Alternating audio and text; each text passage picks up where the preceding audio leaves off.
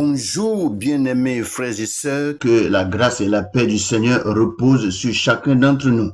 Je crois que chacun s'est bien réveillé parce que la main puissante de Dieu a été avec nous durant toute la nuit jusqu'en ce matin. Et nous voici encore sur la plateforme Pain de Vie et pour notre méditation journalière. Alors, avant de continuer, nous allons rapidement souffler un peu en musique avec le Seigneur Jésus-Christ.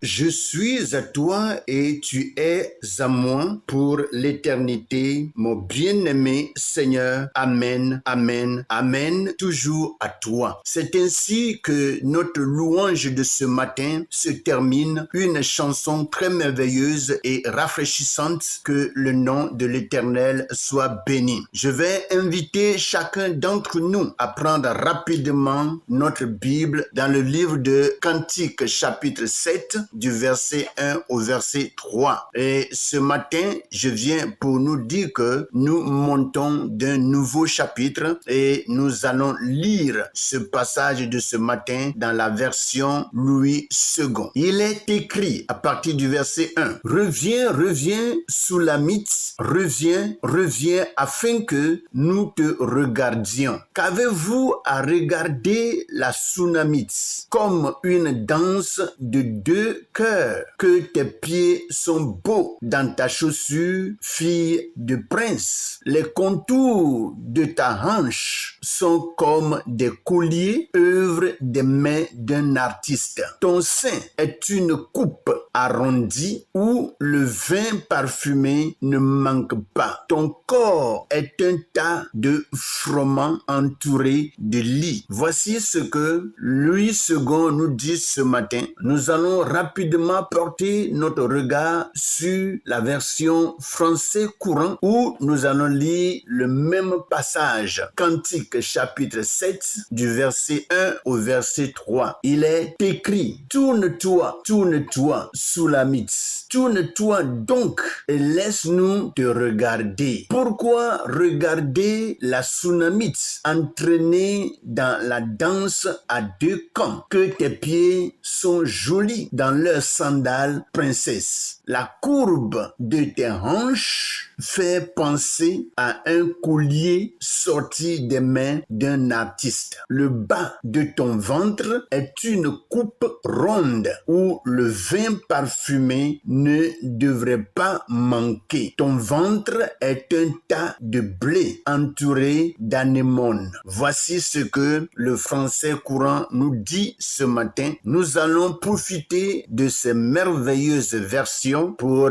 entamer notre méditation de ce matin. Alors là, je viens pour nous dire que le thème de notre méditation de ce matin s'intitule La beauté de l'âme consacrée à Dieu. Et nous allons élaborer ce thème sur 3 points. Et le premier point, la marche sanctifiée, que tes pieds sont beaux. Et le deuxième point, la grâce façonnée par Dieu, œuvre des mains d'un artiste. Et le troisième point, la fécondité spirituelle. Ton sein est comme un couple de femmes. Voici ces 3 points par lesquels nous allons méditer et Dieu va se saisir de ces points pour nous apporter des leçons spirituelles pour la nourriture de notre âme. Et à la fin, nous allons finir par une petite prière qui va nous garder durant toute la journée dans le nom puissant de Jésus. Rapidement, nous partons au point 1. La beauté de l'âme consacrée à Dieu. Alléluia. Et nous passons, le premier point nous dit, la marche sanctifiée, que tes pieds sont beaux. Les pieds représentent la marche, la conduite et le chemin parcouru. Ici, la bien-aimée est louée parce que sa marche est belle et digne. Lorsqu'un croyant vit dans l'obéissance à la parole, son témoignage devient resplendissant aux yeux de Dieu. Cela nous rappelle que la beauté intérieure n'est pas d'abord dans l'apparence, mais dans la fidélité à marcher selon l'esprit et selon la chair. Vous voyez, lorsque nous lisons dans le livre de Galates chapitre 5, le verset 16, que je cite rapidement, je dis donc, marchez selon l'esprit et vous n'accomplirez pas les désirs de la chair. Rapidement, nous passons au point 2.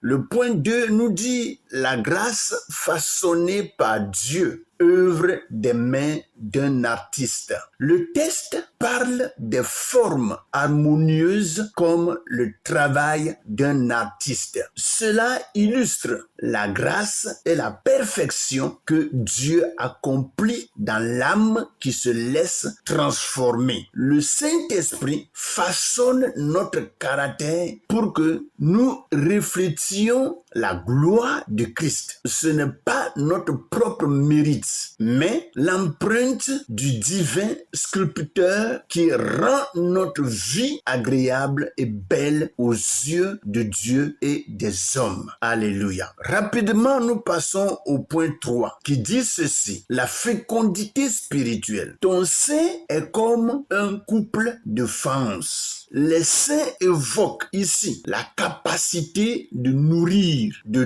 donner la vie. Spirituellement, cela parle parle de fécondité et de transmission de la vie du Christ aux autres. Il faut en réalité que nous parvenons à comprendre ce point. Lorsque nous sommes chrétiens, ce que Dieu veut voir en nous, c'est d'arriver à transmettre la vie de Christ aux autres aussi. Parce que ce que nous avons, il y a plusieurs qui n'en ont pas. Et pour qu'ils en possèdent, il faut que nous qui en avons, nous puissions leur transmettre cela afin qu'ils soient en possession de la vie de Dieu que nous avons. Que le nom de l'Éternel soit béni. L'âme en communion avec Dieu devient source d'encouragement, d'enseignement et de consolation pour son entourage. Mais est-ce que nous arrivons à être source d'encouragement, d'enseignement et de consolation pour notre entourage? C'est là un gros point d'interrogation. Mes frères, nous devons en réalité affecter tous ceux qui sont autour de nous par